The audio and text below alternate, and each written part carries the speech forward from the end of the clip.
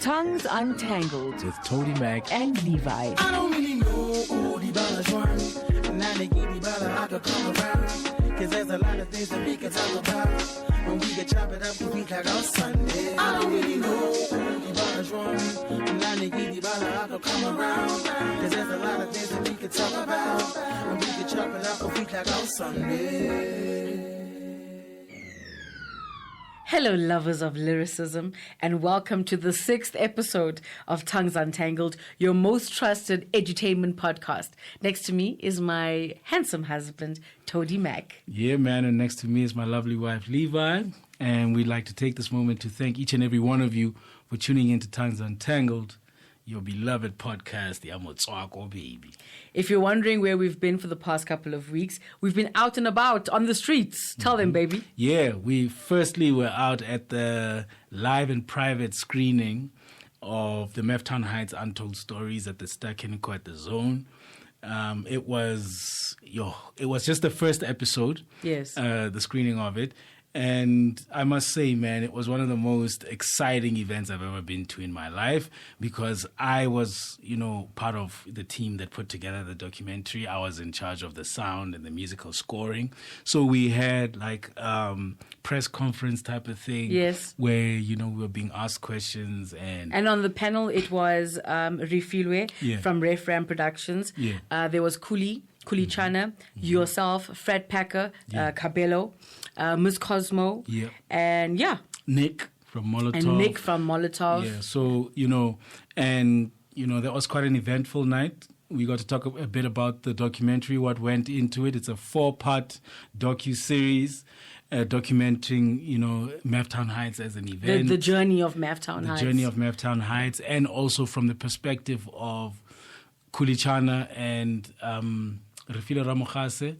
And from the perspective of Kuli, you kind of get his origins. So that's why the first episode is about Morafe and where he comes from, how he grew from that, how he became an entertainment mogul going from there. And then after that, we had the Podcast and Music Festival, the SA Podcast and Music Festival. Yes. We went out there untangling the streets. Untangling the streets at Empress Palace at the Roman Red Shed. It was it was the first time that the SA Podcast and Music Festival had an event like this.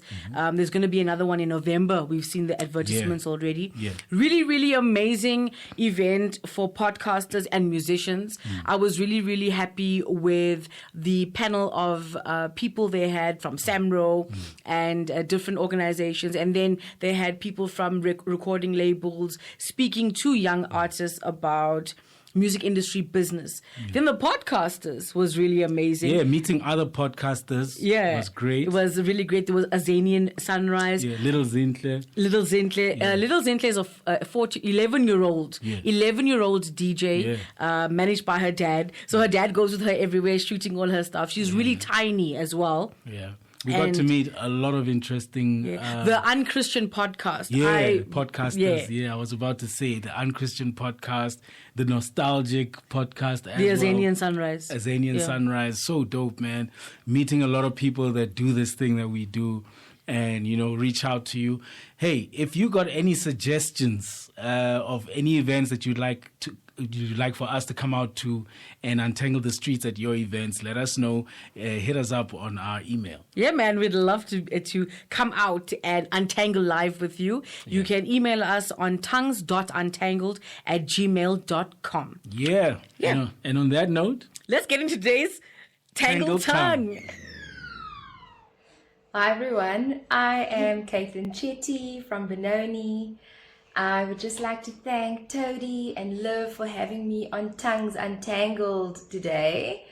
I am a huge fan of Morafe.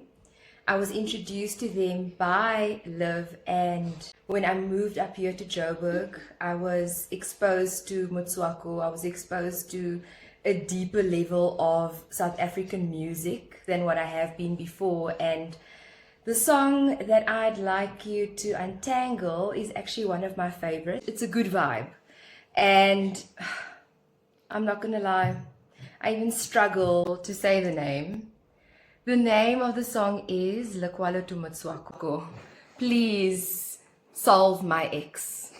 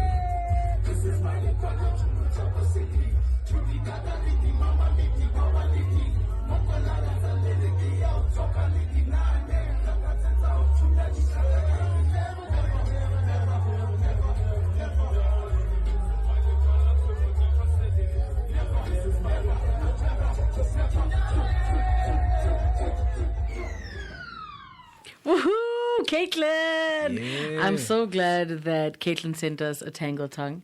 She's really enjoyed Morafe. She started listening to Morafe because she saw Morafe performance once, and so I'm glad that she sent us a Tangle Tongue.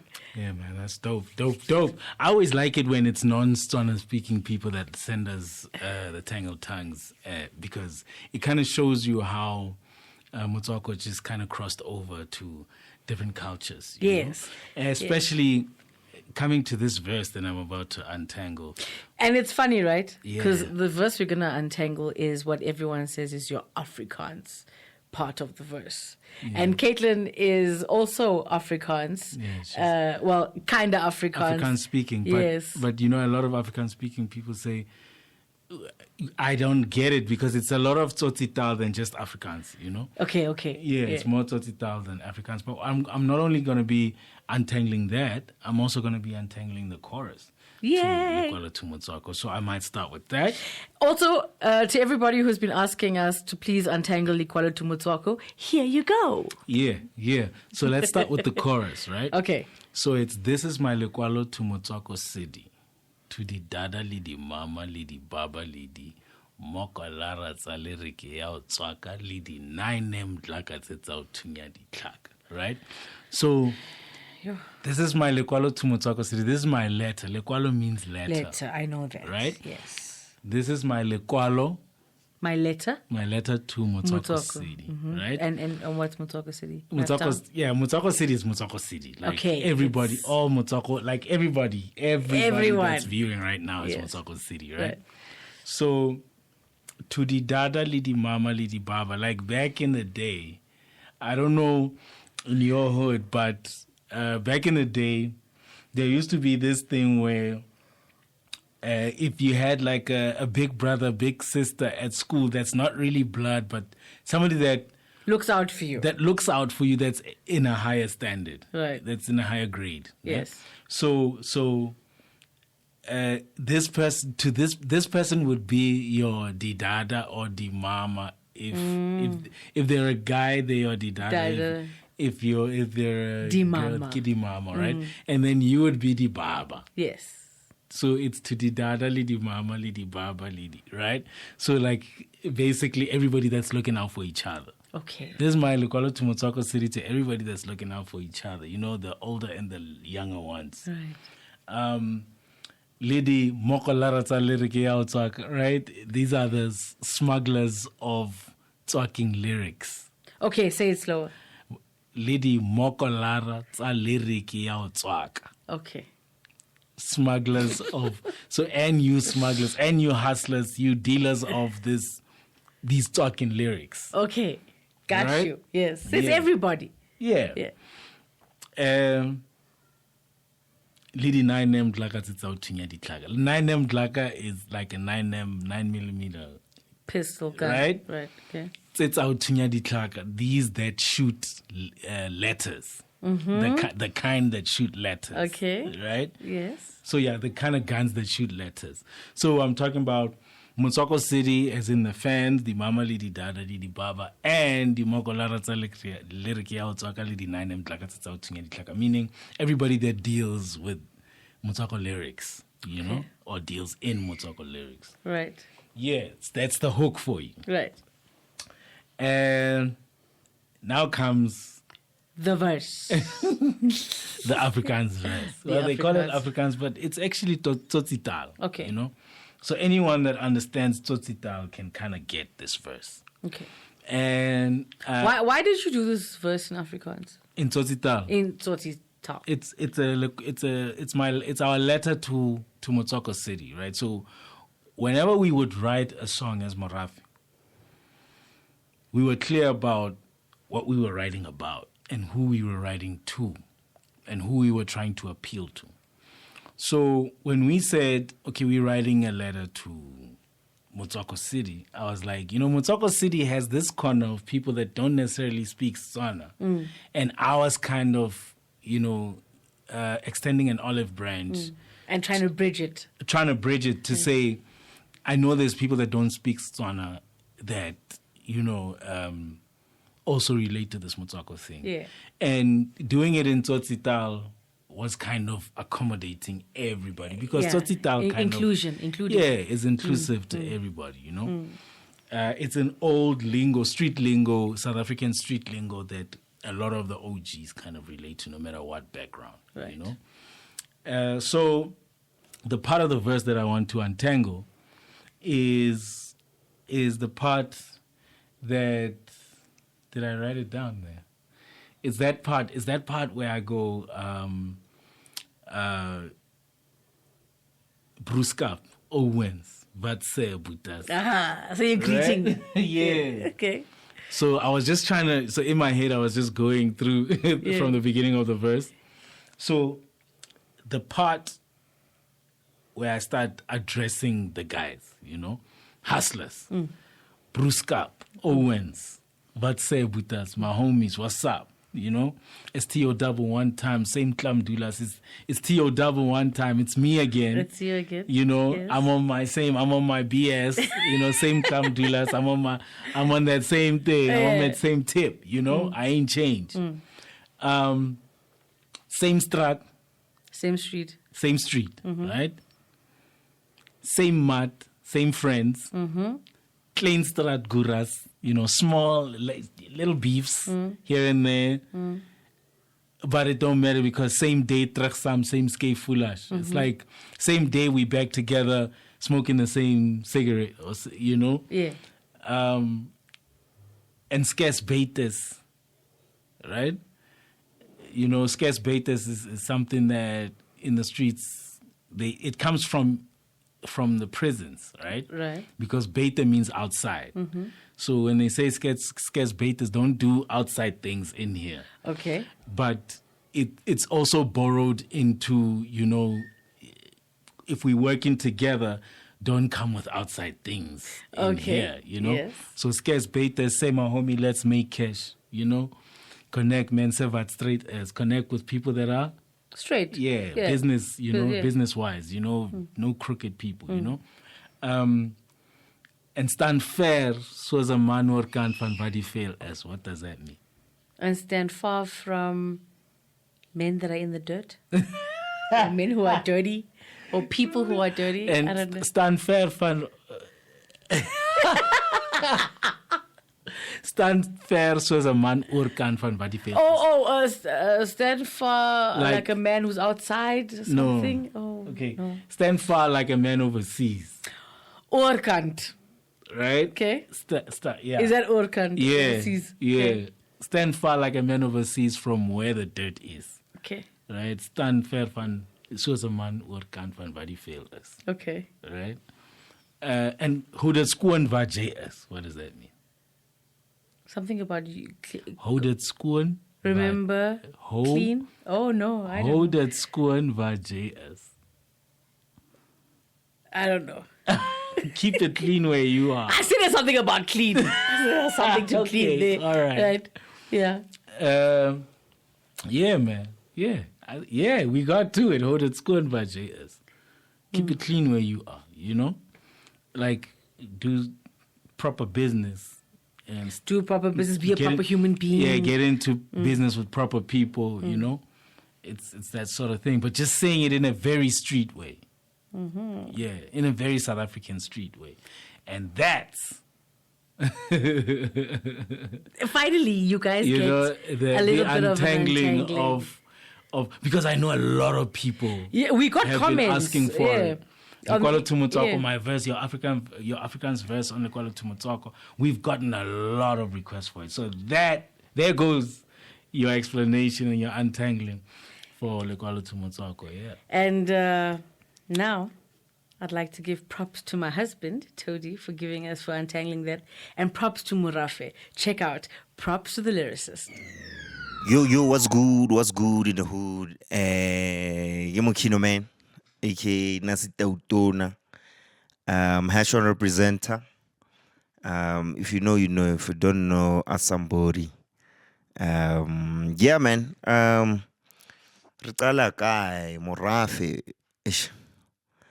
You know, these three gens, when it comes to Motswako and me doing what I gotta do, they're a big influence to my craft, both from an artist point of view, just looking at what the gens did for the craft of Motswako, and also on a personal level, right? I have personal relationships with these guys. I'm fortunate to have, you know, and each of them, like Cooley, it's a different relationship. Towdeemac is a different relationship. And there were gems that were kind of gained from, you know, building on those. But it goes without saying, like, my influence when it comes to Motswako and my pen game, my flow, especially, you know, if you really listen to my shit, you'll hear Hore. Cooley's got, you know, quite a bit to do with that, you know. When it comes to my approach to music, and you would have seen with my last conversation, the short Madala is, you know, he's always kind of been there at pivotal moments of my career. I remember the first time I really got into a conversation with Todi was at the Wannabes shoot, you know, and he was telling the story of how Morafe, you know, kind of came up in the game, and there was a lot of gems dropped there. And what people don't know actually is the reason Mukino Man is a name, is an alias of mine, is because of Todi. You know, when I did that verse, yeah, Wannabes, was it Wannabes? I don't know where I used that line first. It could have been on Wannabes, but he started calling me Mukino Man based off of, you know, that rhyme, and he was very persistent with it, and it stuck, man. I started calling myself that, you know. But Morafe's influence in terms of Hash One's approach to, I mean, they are benchmark for what we do, you know. A crew, 3 gents, Mufftown, the formula's there. We just wanted to do what these guys did and try our best to take it to the next level, you know. I don't know if we're doing that well. Y'all gotta have to let us know on that one. But yeah, they are a big influence. Like, you can see the dynamic of our crew. Because KJism out here, you know, dropping some very nice notes. Unale that thing, man. So I think from an overall perspective, especially for me as part of H1, like the approach to music, looking at executive producing the sound, it's really come from understanding that these guys are more than just rappers. They've honed their skill as musical directors, as producers, as businessmen, and have really elevated the craft of Motswako. So what we're trying to do is just do that and try our best to take it to the next level. And we're fortunate enough to have them tell us if we're moving in the right direction on a personal level. So that's really appreciated, you know what I mean? So shout out to Morafe, man. Shout out to Morafe, Yeah, that's what it is. H1 represent our Mukino man. That's Daudona. Gotta say the whole thing like a pimp named Slick Back. Awash! And that brings us to this episode's Backstage Lectures. Yeah, and today we're discussing events management and tour management. Yeah, yeah, your favorite subject. Yeah, I think you must be excited about this one. Yeah, this one comes very easily to me. Yeah. So I'm gonna tackle events management, and then you're gonna tackle tour management. And to remember that you are an events manager. You have thrown successful events before, so it's be easier for you to explain this because I have done events before. Yes. Motswako Valentine in Attridgeville was one of them very many years ago. I think it was back in 2012, 2013. Yeah, but anyway, let's get into it. So, events management. Stress. The responsibilities that come with it. I'm sure you saw the Meftown Heights documentary. The responsibility that comes with, managing an event. Having to take care of all those people at the same time. Because an events manager plans and executes the event. Yes. Makes sure that, they've booked all the necessary people like the sound hire, the venue, the artists, right? You have to either be doing that all by yourself or you need to have someone making all those bookings, making sure... Or like a team of people. A team of people making the bookings, getting the costings, getting the money together. Fundraising is a big function of the event organizer. He has to get the venue. He has to ensure health and safety. Yes. For all the attendants and all the workers at the event. Cleanliness of the venue after the event sometimes. Security falls on the shoulders of the event manager. Sanitation sometimes at big events like stadiums. Yep. You need to get those outdoor restrooms. So mobile toilets. Those mobile toilets. So an events manager has the responsibility to make sure that the entire event, not only is it successful, but also all the communication that needs to be, sent out to the potential attendees and communicating everything to the people who are attending the event on the day as well. Keeping people in the know is one of the biggest responsibilities of the event manager. Yeah. So a tour manager needs an events manager. So a tour manager is responsible for everything on a tour, from the determination of how the tour will be. So we'll use an example of a typical music artist performance tour. Say we say we're going to start off in Kimberley, we're coming down to Meftown, we're going to Zirast, we're coming to Rustenburg, we're going to Durban. We're plotting that entire route. So a tour manager would plot that entire thing, work it out with dates, which location with which dates, and then we would phone tour managers, go and phone an events manager in Rustenburg and says, hey, Tody, listen, man, we're bringing the tour to Rustenburg. I know you're an event manager. How can you help? And the event manager in that area would work with the tour manager to put together that particular leg of the tour. The tour manager is responsible for sourcing of venues, sourcing of event managers in different areas and promoters, booking or putting together the flight schedule, how many people and how many flights would be needed, on what date, from which airport to where, booking of hotels, all in the tour manager. The tour manager is also responsible for and can and will work with other people, so think of it as a team.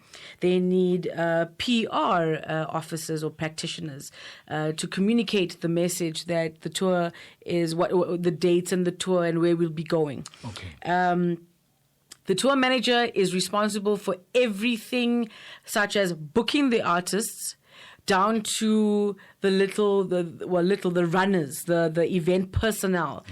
In between that, you've got sound companies, you've got police or jock in general, in different areas. Explain, what is JOC? So what the is Joint JOC? Operations Committee is, you find it in each and every province, each and every town, actually.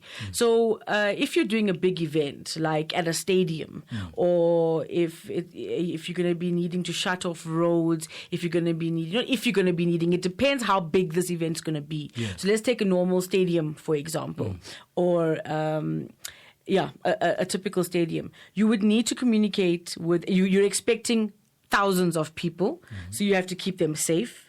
Also, there's going to be a lot of traffic, so you're going to need to consult with the traffic police of that area, and they will help you conduct traffic smoother and swifter for the duration of the event. So these big events that happen at stadiums, arenas, where they cause traffic.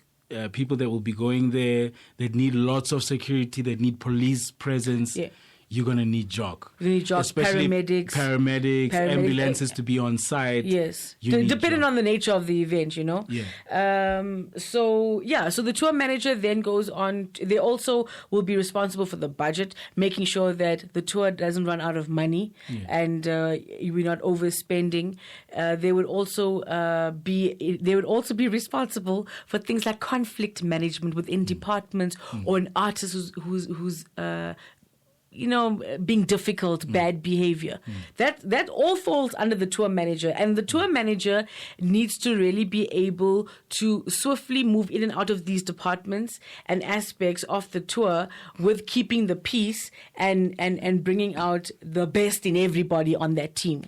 Okay, so you're saying, if you have, say, for example, a problematic artist or a problematic promoter in a particular area, in a particular town, where along the line of the tour, then the tour manager would be responsible for making sure that conflict management, those people fall in line. Okay. Yes. All right. Great. And that brings us to the end of this week's Backstage Lectures. And just like that, we've come to the end of the 6th episode of Tongues Untangled with Towdeemac and Levi. Thank you so much for joining us, guys.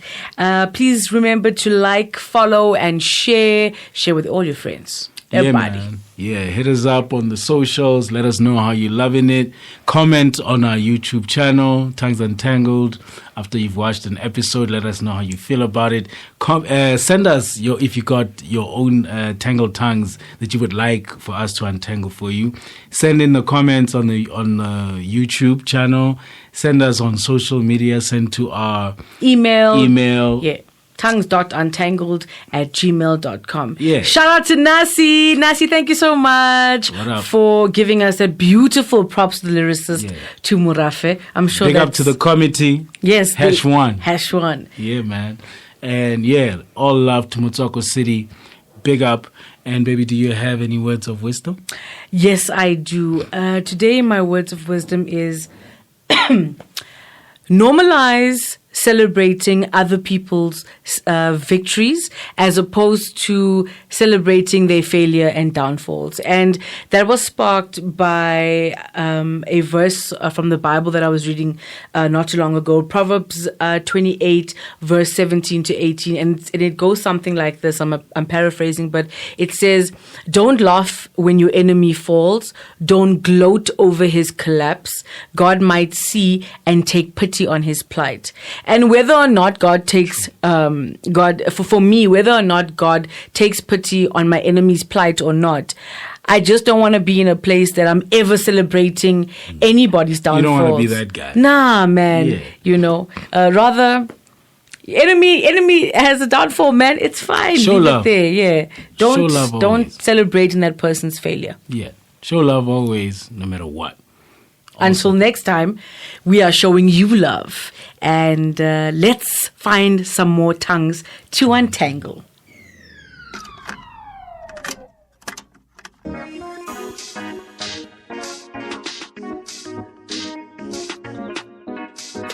Tongues Untangled With Towdeemac and Levi. I don't really know the balance one. Now they give me bala, I could come around. Cause there's a lot of things that we can talk about.